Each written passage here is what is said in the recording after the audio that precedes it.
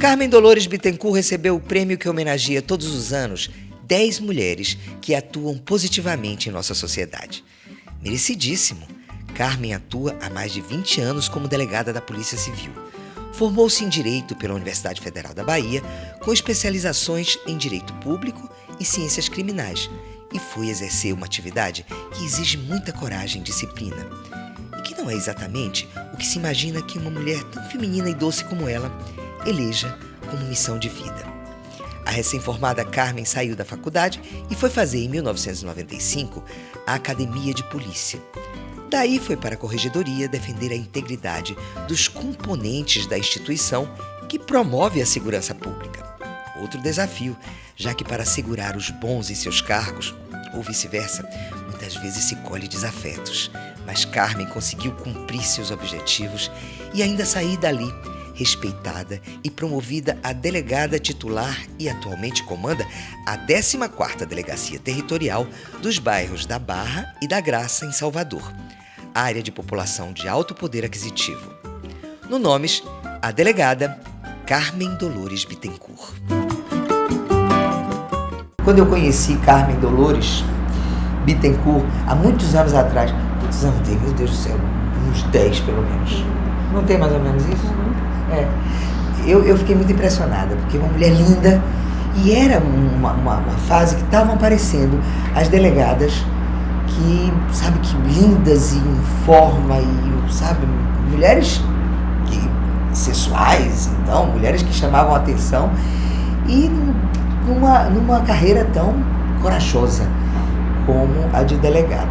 Eu sei que nós ficamos conversando numa festa, e fiquei muito impressionada com, sabe, a maneira leve de ser, blá, blá, blá. Você sabe disso, que eu lhe disse isso na mesma noite que lhe conheci, que eu fiquei muito impressionada. Então, os anos se passaram e a nossa amizade até, sabe, foi ganhando como uma plantinha que a gente cresce, que a gente planta e vai criando árvores, e vira uma árvore. O que aconteceu com Carmen? Carmen já era um expoente na matéria que formou, que ocupa, e Carmen virou uma delegada também de grande repercussão. Eu imagino que você esteja fazendo, eu agora tão longe, não acompanho o noticiário diário, mas eu imagino que você esteja fazendo um trabalho muito bom ali na nossa área da Graça, da Vitória, blá, blá, blá, a ponto do Shopping Barra ter lhe convidado para ser uma das mulheres do ano. Uma coisa maravilhosa. Como foi, Carmen, que começou essa história de ser delegada? Olha que coisa louca, uma mulher ser delegada. Eu comecei na faculdade, eu já senti um pouco esse chamado. Eu sempre gostei muito de direito penal e sempre gostei muito da área de investigação. E sempre tive curiosidade também para a investigação com a doutrina de inteligência, que são ferramentas utilizadas também, que difere um pouco dos tempos pretéritos e nos possibilita chegar em investigações de uma forma mais eficiente, onde você, feito um jogo de xadrez, você começa a buscar e pega a peça aqui, peça ali, e chega onde você quer, que é na autoria do crime e na materialidade do crime.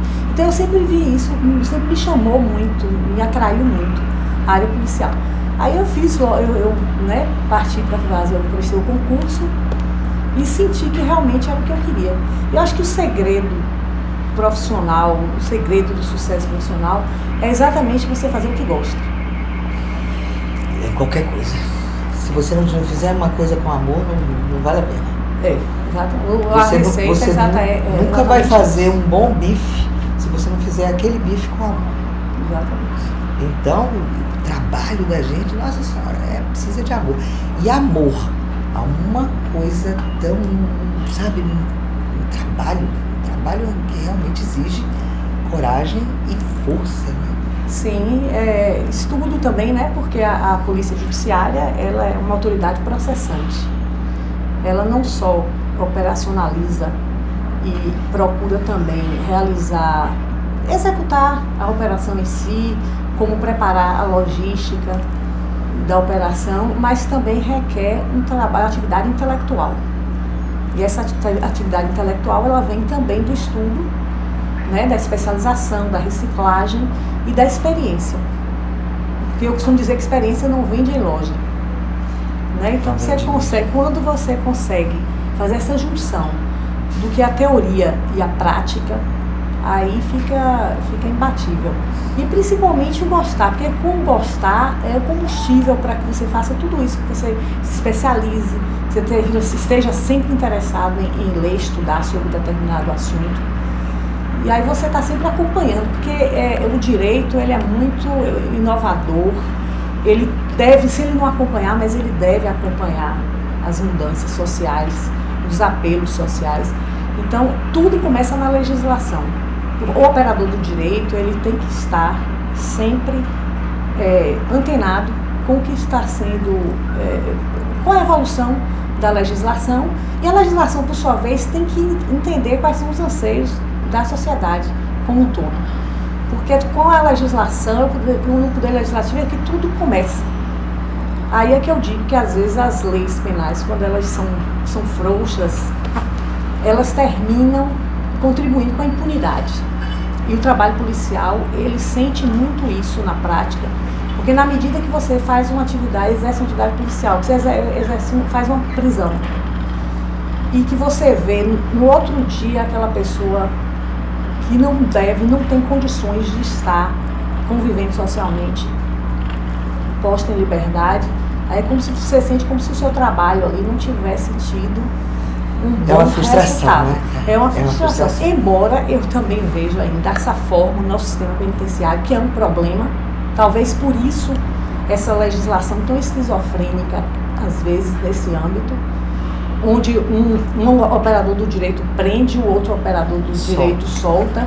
Há uma incoerência legislativa, mas eu entendo essa incoerência com a dificuldade do sistema penitenciário, que é complexo há muitos anos. É uma coisa meio ainda insolúvel, e o que a política criminal que se adequa a isso é exatamente esse, às vezes, prender e soltar, essa faculdade que dá ao juiz, às vezes até ele, na realidade, quando ele se depara com um flagrante, né, um auto de prisão flagrante, ele tem que ali decidir se estariam presentes os requisitos da prisão preventiva, ele vai manter aquele indivíduo preso. Se não existir esses requisitos naquela situação, ele vai conceder a liberdade provisória. E aí a sociedade não entende muito isso. Já está na rua, ou então você diminui, por exemplo, na Barra. Quando eu cheguei na Barra, existia um crime de arrombamento, que era um crime muito comum até. E os apartamentos e tudo, tinha uma quadrilha, ou mais de uma, né?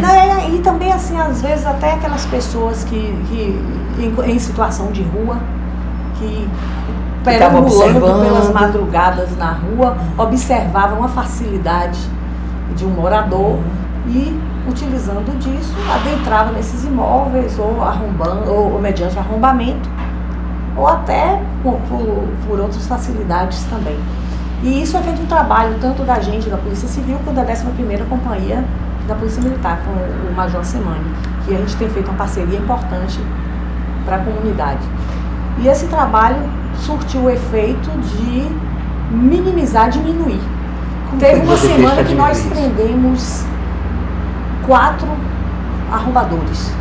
Qual foi a sua linha de investigação para você chegar a isso? Nós utilizamos muito a ferramenta das câmeras de circuito interno de segurança. As câmeras nos ajudam, nos auxiliam muito quando elas funcionam. Mas isso é uma coisa atual. Há 20 anos, quando você começou, eu imagino que você não tinha esse mecanismo para poder lançar a mão. Eu comecei ainda com a máquina de datilografia. Eu posso imaginar. Eu fui corregedora há 7 anos e nesse tempo utilizávamos a máquina de datilografia. Depois começou com entrar a tecnologia, informatizar, né? Porque já existia, óbvio, mas não existia em larga escala no serviço público. Aí passou a existir, que realmente melhora muito, assim como a internet ela trouxe crimes também, tem os crimes cibernéticos, mas ela na realidade é uma ferramenta fantástica que todos sabemos é retocável, né? Imagina, antigamente, quando era telegrama, depois veio o fax, né?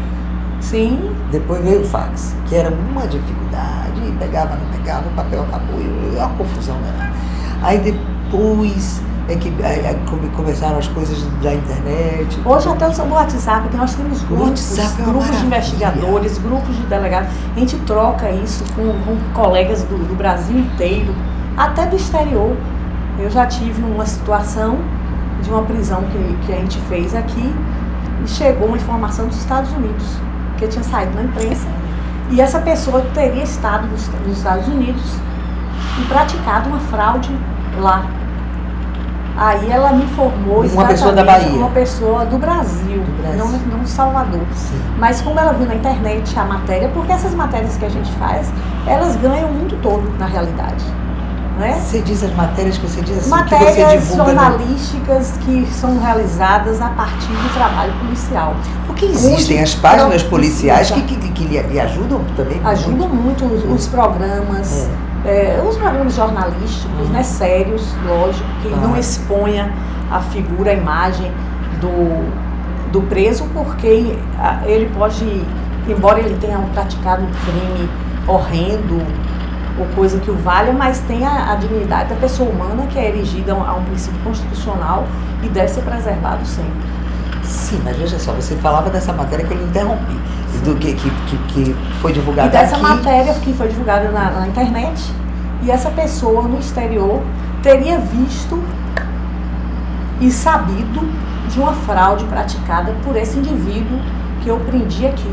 Aí nos mandou informações, até para entrar em contato com a polícia de lá e trocar essas informações. Então é muito importante. Você descobriu que esse criminoso, eu mesmo, ele esteve lá. Ele esteve lá e cometeu fraudes parecidas. Foi, com pessoas, com padrão, né? Com brasileiros. Não chegou ao conhecimento, não teria chegado ainda ao conhecimento da polícia americana. Foi que chamou a atenção, porque foi muito rápido. Ele praticou lá e veio para cá. Então essa pessoa que entrou em contato com você era da polícia americana? Ou era um cidadão comum? Era um cidadão comum, que viu a partir das redes sociais. Carmen Dolores é a delegada da 14ª Delegacia Territorial da Barra e Graça e é destaque com a sua atuação. Não saia daí, a gente volta já já.